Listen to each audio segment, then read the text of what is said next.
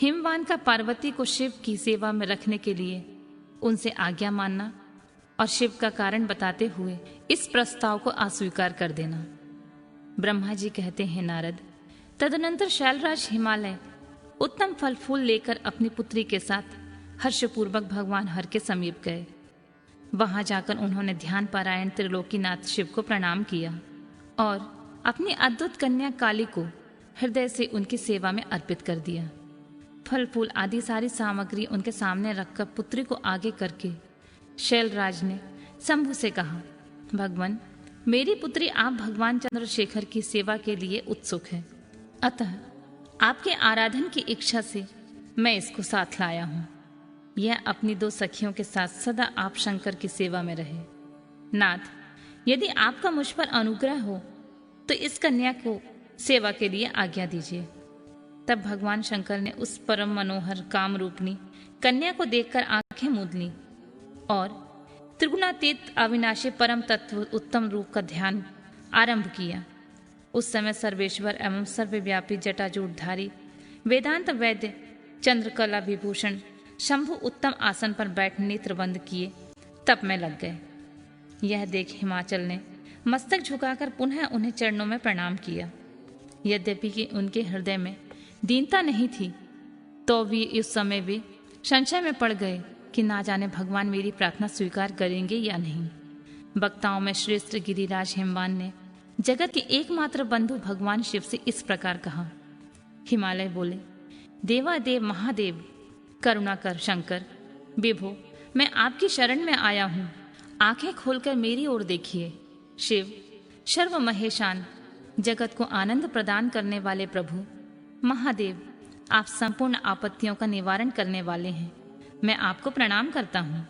स्वामी प्रभु, मैं आपकी इस पुत्री के साथ प्रतिदिन आपका दर्शन करने के लिए आऊंगा, इसके लिए आप आदेश दीजिए।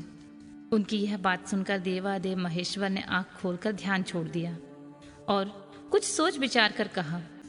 महेश्वर बोले, गिरिराज, तुम अपनी इस कुमारी कन्या को घर में रखकर ही नित्य मेरे दर्शन के लिए आ सकते हो, अन्यथा मेरा दर्शन नहीं हो सकता। महेश्वर की ऐसी बात सुनकर शिवा के पिता हिमवान मस्तक झुकाकर उन भगवान शिव से बोले, प्रभु, यह तो बताइए किस कारण से मैं इस कन्या के साथ आपके दर्शन के लिए नहीं आ सकता? क्या यह आपकी सेवा के योग्य नहीं है? फिर इसे नहीं लाने का क्या कारण है? यह मेरी समझ में नहीं आता है। यह सुनकर भगवान वृषभध्वज शंभु हंसने लगे और विशेषतः दुष्ट योगियों के लोकाचार का दर्शन कराते हुए वे हिमालय से बोले, शैलराज, यह कुमारी सुंदर, कटि प्रदेश से सुशोभित, चंद्रमुखी और शुभ लक्षणों से संपन्न है, इसीलिए इसे मेरे समीप तुम्हें नहीं लाना चाहिए। इसके लिए मैं तुम्हें बारंबार रोकता हूँ। वेद के पारंगत विद्वानों ने नारी को माया रूपनी कहा है। विशेषतः युवती स्त्री तो तपस्वी जनों के तप में विघ्न डालने वाली ही होती है। गिरिश्रेष्ठ, मैं तपस्वी, योगी और सदा माया में निर्लिप्त रहने वाला हूँ। मुझे युवती स्त्री से क्या प्रयोजन है?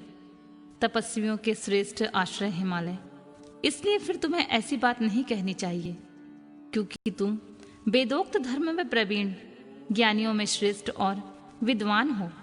अचल राज, स्त्री के संग में मन में शीघ्र ही विषय वासना उत्पन्न हो जाती है, उससे वैराग्य नष्ट हो जाता है और वैराग्य न होने से पुरुष उत्तम तपस्या से भ्रष्ट हो जाता है।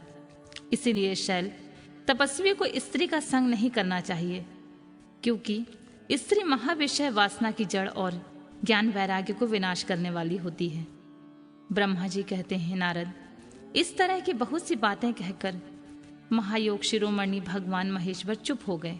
देवर्षि, शंभु का यह निरामय, निष्प्रह और निष्ठुर वचन सुनकर काली के पिता हिमवान चकित, कुछ व्याकुल और चुप हो गए।